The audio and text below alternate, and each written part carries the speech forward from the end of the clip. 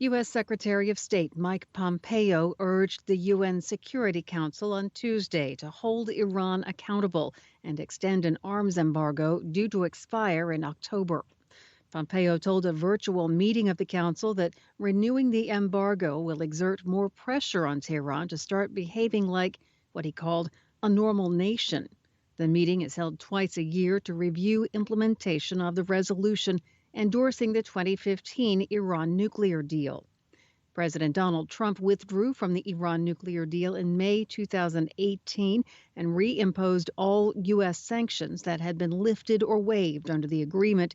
In response, Iran stopped carrying out its nuclear commitments. In January, Tehran said it would no longer adhere to limits on the numbers of its uranium-enriched centrifuges. Senior U.S. lawmakers walked out of a White House briefing early Tuesday saying they're not satisfied with what the Trump administration had to say about allegations that Russia offered bounties to Taliban fighters to kill American and coalition troops in Afghanistan.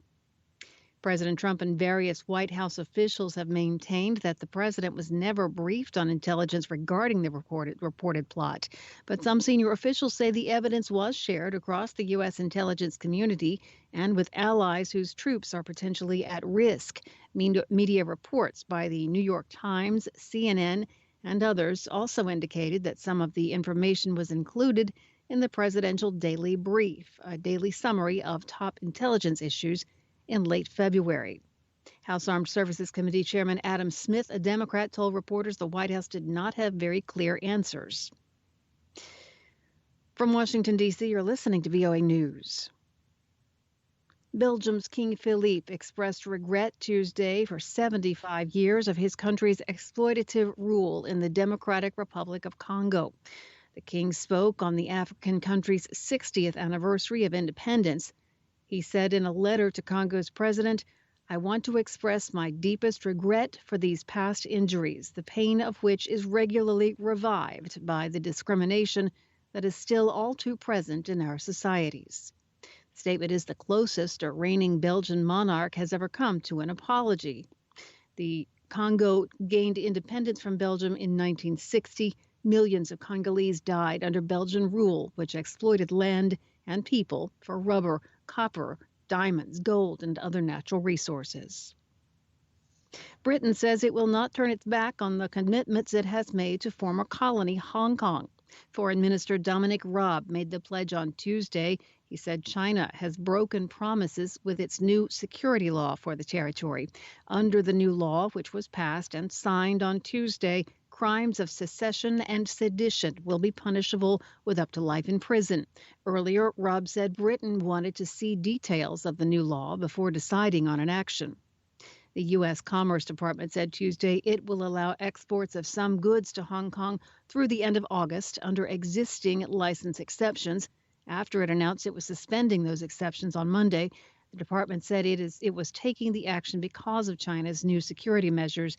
The Commerce Department said licenses will need to be obtained going forward.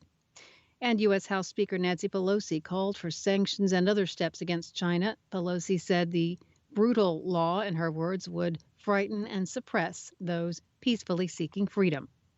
An Iranian journalist whose online work helped inspire nationwide economic protests in 2017 has been sentenced to death for his actions. A judiciary spokesman announced Ruhollah Zam's sentence on Tuesday.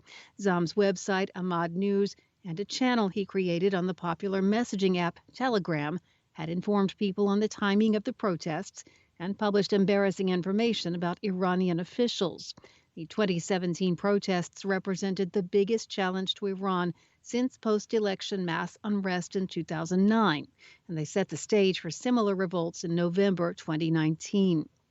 The judiciary spokesman said a revolutionary court had convicted Zam of corruption, a charge often leveled in cases involving espionage or attempts to overthrow Iran's government. Zam can appeal his case to the Supreme Court.